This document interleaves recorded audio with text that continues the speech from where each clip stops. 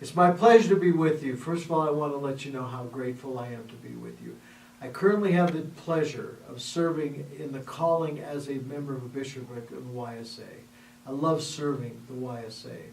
Been active in the church all of my life. My wife and I are married nearly 40 years. We have 6 children, 22 grandchildren, and I actually am 140 years old because I've been a scout leader for about 28 years. I've been a chorister in my ward for 26 years. I've been married for nearly 40 years. I coached for 22 years. I've been an official in high school sports for 33 years.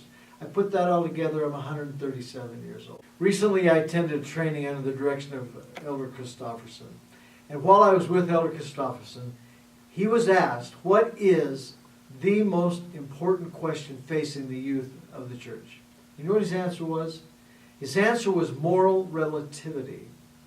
Now that's interesting to me because when I was a missionary in British Columbia, Canada, one of the first areas that I served in, I met a good man by the name of Cameron Brown. And Cameron Brown taught me what moral relativity meant.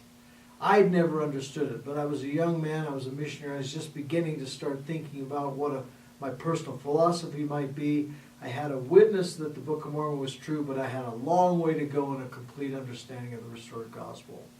And he taught me at that time what moral relativity meant. And the best way to explain it is to go to the Doctrine and Covenants and read what the Lord told Joseph Smith, in that truth is the knowledge of things as they are, that's present tense, as they were, that's past, and as they will be, that's future tense. Moral relativity says there is no truth. Truth is whatever we think it is. Now, if you run that logic out, it becomes dangerous, because if creationism, which is also part of moral relativity and the absence of God in our thinking, if creationism says that I am merely a man who is another part of the beings of animals on the planet, that means that I'm not bound by any moral law. Therefore, any activity that I pursue, anything that I do is okay. Nietzsche said that if I want it and you want it, then it's okay. And so what we're seeing, and I think this is what Elder Christofferson was alluding to, I think what we're seeing is that we're seeing people begin, and not so much in the church, but in the world at large, people are beginning to get to a place where they don't think that there is such a thing as truth. Well, we do. We believe in truth. We believe that there is a God. We believe that His Son is named Jesus Christ. We believe that He came to earth for a purpose. We believe that we had an existence before this life. We believe that we have a purpose in this life now, and we believe that we have a purpose after this life. So we, as Latter-day Saints, believe in truth.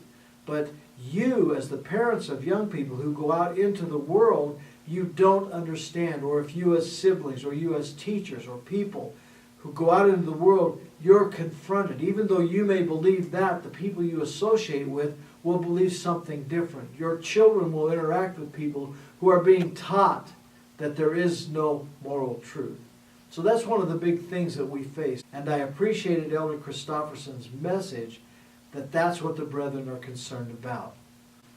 What I want to share with you today are a few thoughts about what I call how to inspire teenagers and young adults to their complete potential.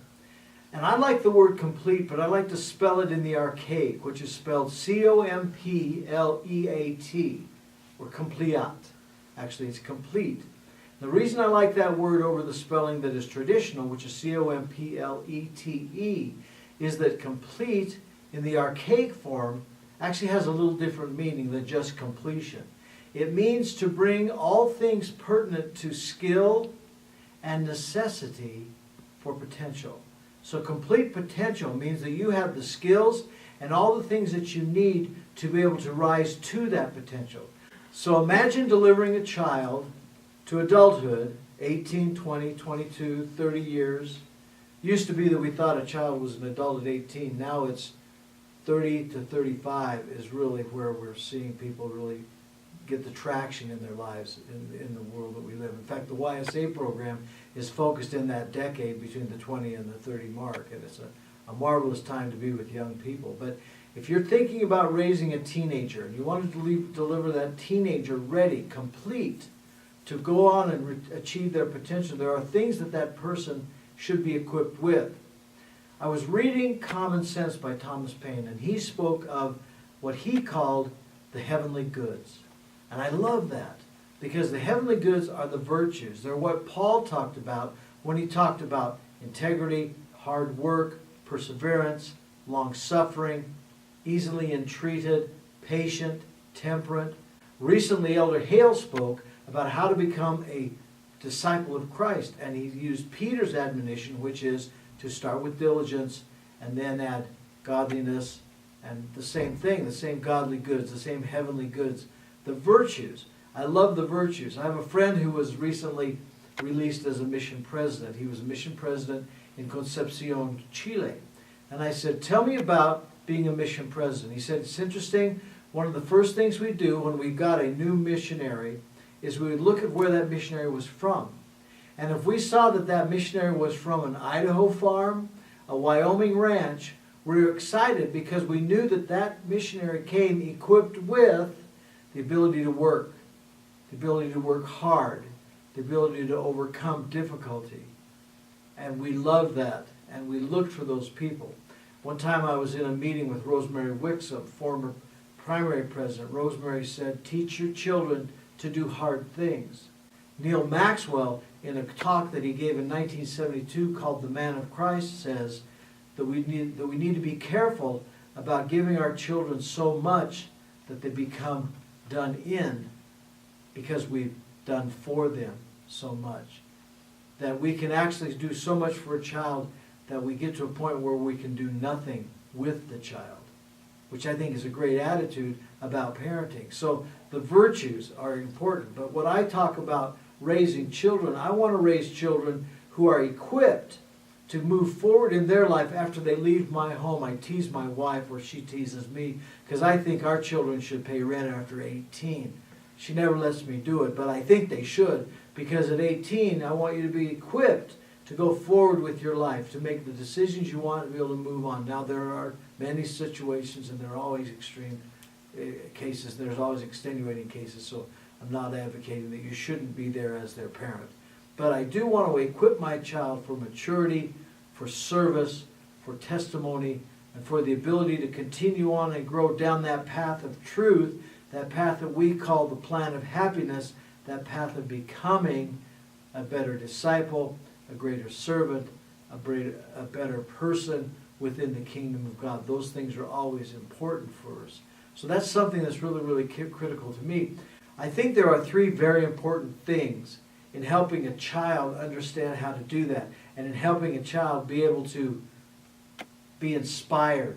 So I want to share with you three concepts that will help you inspire and motivate young people. Now, these three concepts became apparent to me while I was a coach and a parent. When I first entered my son in the first Little League experience we had, which was baseball, I went to the first parent meeting, and I was asked if I could be a coach. Apparently, more children signed up than they had coaches, so the league president said, would you coach? Well, I was there to be with my son. I thought, sure, I played Little League baseball. How tough could it be? What I didn't know was anything about coaching, but I knew I wanted to be with my son. So what I learned was how to coach through the next 20 years of experience, actually about 25 years of experience, with my three sons as we did that. But what I learned is that there has to be a very clearly stated vision. As Proverbs says, where there is no vision, the people perish. So the number one concept in these three steps is you have to have a clearly stated vision. So one of my favorite sports is wrestling, and I ended up coaching my son through wrestling. I want to tell you about a 6-year period where I coached my son and I coached another young man's son. All of the boys on the team had the same vision. We all wanted to be state champions. In wrestling, all of the competition builds up to the time that you become in the final championships, which is a regional championship and then a state championship. And then whoever wins the last tournament is the state champion. And actually there are six places in the final competition, and those are the all-state wrestlers. And a lot of times the difference between 1 and 6 is just very, very slight. So if you can be an all-state wrestler in that sport, you've done a great job. And if you can coach that person, you've done a great service. So we had that goal. That was our vision. And so we went to work with that goal in mind. This is where I learned number 2, which is to have a common purpose. So if you want to motivate your children, number 1, clearly state the vision. Number 2, have a common purpose with them. You may have a different reason. I was there not so much to win championships, but to spend time with my son. My son was there because he had a dream to be a state champion. He also had a dream to be a part of a team. His part was full. We had a commonality in the purpose, in that he got what he wanted, I got what I wanted, which was time with my son. I was able to raise a good young man that I love dearly, and to this day we're very, very close. All 3 of my sons, in fact, because we all went through the same process. So number 1, clear vision. Number 2, common purpose. Understand that common purpose. And then the third thing that matters, absolutely critical, is you have to be equally yoked. Now what does that mean? That means that you have as much interest in the purpose and the vision as they do. Let me give you a great example in the pioneer experience. It comes from the Willie Handcart, comes from Levi Savage. Do you remember that Levi Savage was coming back from his mission, and then when he got to the Mormon Trail, he connected with the Martin and Willie Handcart companies. And they were coming west, and they asked if he would travel with them. His original intention was to just hurry west because his wife had died before his mission, but he had a daughter who was 8 or 10 years old. So his original intention was to just hurry home, cross the Mormon Trail, and get back to Salt Lake City. As he met with the saints at the beginning of the trail, and this is from the movie 17 Miracles, is a great example of all of this story. But as he met with the saints at the beginning of the trail, and they said, Brother Savage, come with us. So they had vision, because they had a Zion vision, which is a powerful vision, and they knew there was a place of gathering, which was Salt Lake City. So they had vision, they had a common purpose. His purpose was to get home to his daughter. Each of their purposes were different, but there was a commonality in that purpose. And that bound them together and motivated everyone to work for the betterment of the group. And then the third instrument of being equally yoked is greatly illustrated in the moment when Brother Savage said, I don't believe we should go this late in the season. And he was called out because it was against the common will of the people and the will of the leaders that they should get on the trail. He then repented of that. And he said, if you decide to go, I will go with you because I am with you. And that may be where some of this thinking for myself came, because of his great example. I saw him yoke himself to those people, and then they went. Now, how is that inspiring? We were on trek. I was interviewing kids who were on trek, and I met a young lady who was a great-great-granddaughter of Levi Savage. And I said, tell me about him. And she said, he was wonderful. He was a man of God. He had integrity to the cause of truth. And when the saints needed him, he was selfless in his help for the saints in crossing the plains. And he ended up getting stuck in the cold and the rest of that Willie Handcart era, and you know all those stories. But he became an inspiration to his great-great-granddaughter because of what he did in that process. I think that if you look at your relationships and you think of the ways that you may find this pattern in your own relationships, it can become a great tool to help you empower your relationship, to help you work with young people, and to help them have, number one, a vision relative to the challenges in their life. Second, a way for there to be a common purpose between your interest in what they're trying to do and their interest in trying to do. Not always the same thing, but there's a commonality in the purpose. And then thirdly, to find a way to be equally yoked. As a leader, I know as a leader in the YSA, for my wife and I, we feel that it's important that our young people see us at the temple, that they see us at the events, that they see us at the activities, and of course they see us in the meetings. But they see us because they know that we are equally yoked in their journey, and I think that gives us an ability to influence them, to help them, to bear witness to them, and to help them find their own footsteps as they walk their own path through the great decade of the 20s and 30s for the young people of the church. I want to close with a little bit of conversation about this. This is powerful. This technology allows us to do things that we could never do. In fact, I think that what we really want to be aware of in this discussion is how do we turn this technology from a pervasive power to destroy into a protector. And I think it's possible. But let me share a couple thoughts, and I'm not sure if you understand that. We have a grandson, and his mother is a very intelligent, educated woman and has a degree in early childhood development.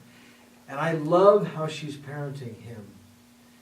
And it illustrates the challenge that this technology represents, because we were on our way home from the Oregon coast. We love the Oregon coast. And on the way back, Linda had given the grandkids a notebook and a piece of paper and tried to get them away from this onto the printed page.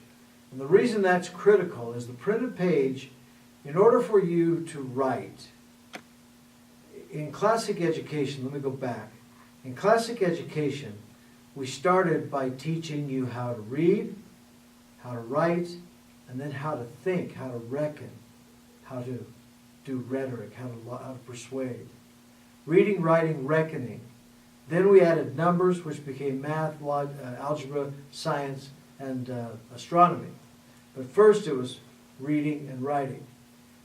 In order for a young mind to develop, what the young mind does is the young mind can take a look at an object. Let's just use this object. And I can look at it, I can touch it, I can feel it. I can then form a percept in my mind, which is the noun form, the base form of perception. I can form a percept because I've touched it. If I don't have it to hold, in order for me to create an image of something, I have, which is called a phantasm, I have to be able to have the creative imagination necessary to visualize something and make it as real in my mind as this is in my hand. The problem with this technology for a young mind is that the technology, especially video games, the technology is response to stimulus. So if a child who doesn't yet have a creative imagination, a child will take that technology and they just react to stimulus. Bright lights, whistles, bells, little people jumping around, whatever was on this game, and they react to that stimulus. That requires no imagination to do that.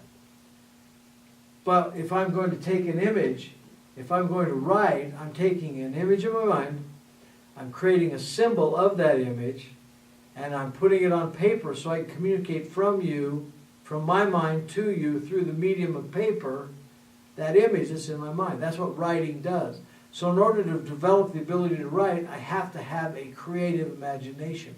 And if you have children that are engaged in that medium of that technology too quickly and too abundantly, I'm not saying to never let them play a video game, but I'm saying if it's too abundant and they don't have a balance against the reading, the writing, the imagination, the play with colors and shapes and sizes of things, then they're going to be stilted in that application.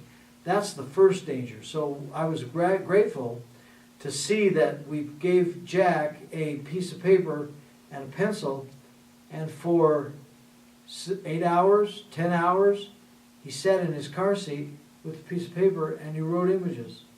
And he wrote. He turned the page and he wrote. And he wrote.